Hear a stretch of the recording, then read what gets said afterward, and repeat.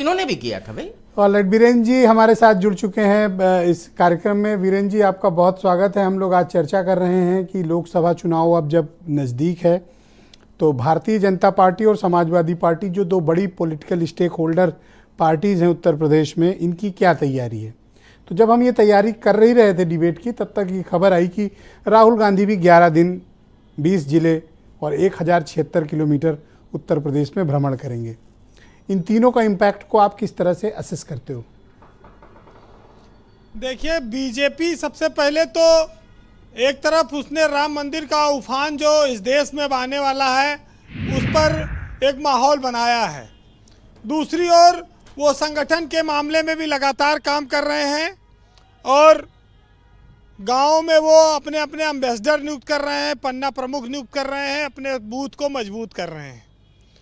भाजपा के पास बहुत बड़ा इस समय कैडर हो गया है और काफ़ी बड़े संख्या में मतदाता भी हैं।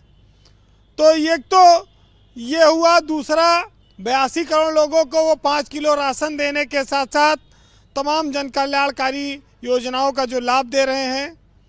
22 तारीख को मंदिर का उद्घाटन होना है और प्राण प्रतिष्ठा के साथ ही काशी, मथुरा और सीए जैसी तमाम चीज़ों की उनकी तैयारी भी आगे रहेगी। 22 तारीख के उद्घाटन के बाद पूरे देश में अगले दिन से 60 दिन तक भंडारा कार्यक्रम शुरू होने जा रहा है। 1 करोड़ लोगों को भोजन कराया जाएगा। इधर आप देखेंगे कि बीजेपी भक्तिमय माहौल भी बना रही है। उनके नेता, राष्ट्रीय अध्यक्ष, गृह मंत्री सब आ रहे हैं। दूसरी ओर विपक्ष के नेता कहीं धर्म पर, कहीं स्वामी प्रसाद मौर्य, कहीं कुछ सनातन पर, कहीं हिंदुत्व पर ऐसा बोलते हैं कि वो नुकसान उठा जाते हैं। ये सब समस्याएं विपक्ष के सामने है। लोकसभा उत्तर प्रदेश की इसलिए महत्वपूर्ण है क्योंकि बीजेपी कई राज्यों में पिछड़ी है। वोट भी कांग्रेस को 4 करोड़ के ऊपर मिला है इन चुनावों में जो अभी 5 राज्यों में हुए। उसको बीजेपी नजरअंदाज नहीं कर पा रही। वो जान रही कि कांग्रेस आसपास कहीं है और विपक्षी दलों को वोट भी मिल रहा है। ऐसे में यूपी को एकदम मजबूत करके रखा जाए, यहाँ सीटें अपनी कम न होने दी जाए, बढ़ा ली जाए। अभी देखिए, अमित शाह आ रहे हैं। बीजेपी का एक अभियान चल रहा है कि हर जिले में जो प्रभावशाली नेता हैं विपक्ष में जी, छोटे या बड़े, इनको भाजपा में शामिल कराया जाए। ये भी एक अभियान चल रहा है और उनके इस दौरे में इस पर भी चर्चा होगी। बात आती है कि यूपी में टक्कर समाजवादी पार्टी और भाजपा का जो गठबंधन है, स्वाभाविक है सीधी टक्कर दिखाई दे रही है उसमें इंडिया गठबंधन और भाजपा के बीच।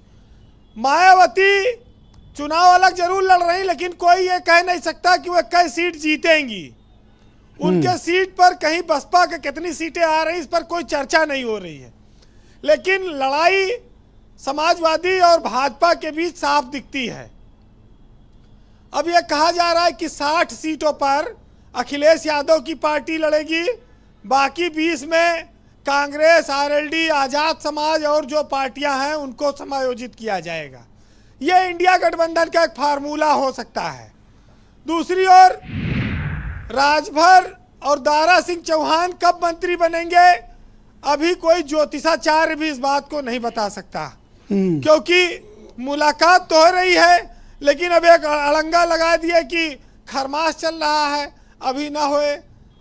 राजभर जी कह रहे हम तो खरमास मानते नहीं हैं, कराओ।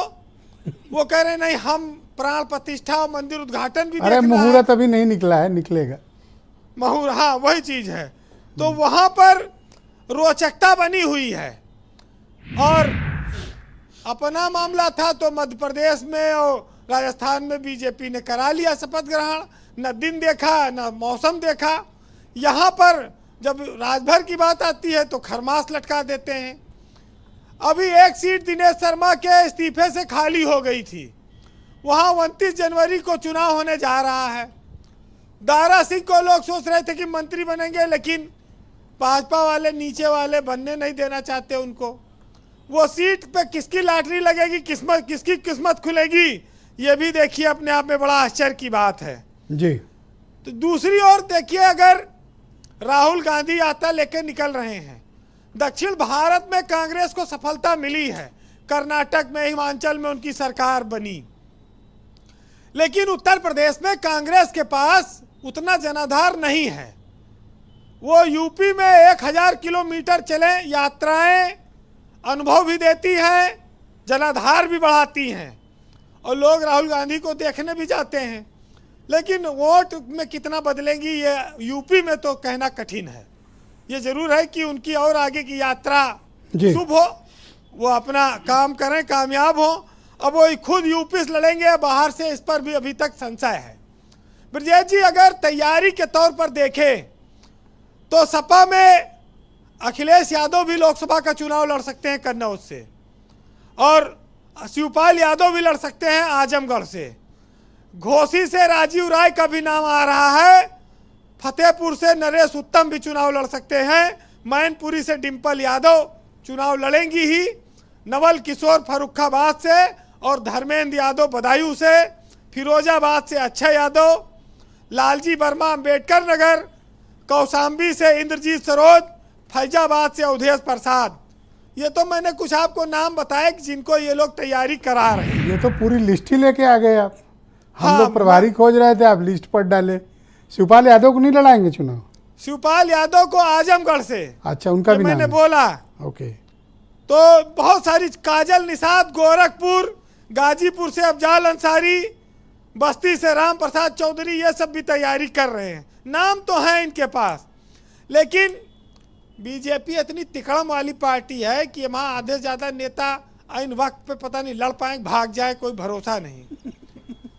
राम युग आ गया है लोग कह रहे हैं।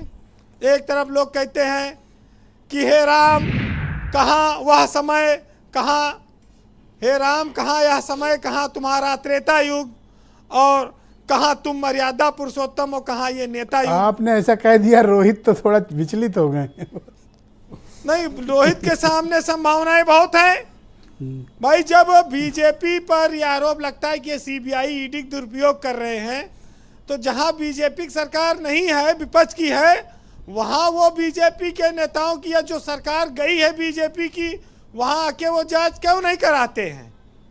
वो भी उजागर करें कि पिछली सरकार में क्या क्या घोटाला घपला हुआ। उनके पास भी तो एजेंसियां हैं, लेकिन शायद ये लोग डरते हैं, केंद्र से डरते होंगे, इसी वजह से। कुर्सी की खातिर तमाम समझौते इस देश में होते रहे हैं, और जी, लेकिन सच्चाई ये है कि बूथ कमेटी के फर्जी और झूठे आंकड़े भी राजनीतिक पार्टियों में दिए जाते हैं।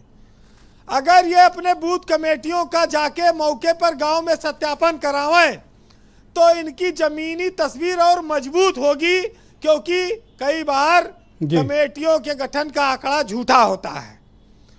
ब्रजेश जी, यात्राएं चल रही हैं, चले। खरमास मानने वाले खरमास मना रहे हैं, लेकिन तैयारी में भाजपा की कोई कमी नहीं है। उसके लिए कोई खरमास नहीं है, कोई खराब दिन नहीं है। अरे तो तसल्ली के लिए अरुण को कह दिया है कि भाई खरमास है, बाकी काम तो उनके चल ही रहे हैं। चलिए सुनिएगा कि दर्पण देख संवर गए कितने, अपने पर ही मर गए कितने, और ख्वाबों की खेती को सच के कीट पतंगे चर गए कितने, और प्यार वफा ईमान की बातें करके लोग मुकर गए कितने, और कुर्सी हुई सगी कब किसकी, बैठे और उतर गए कितने।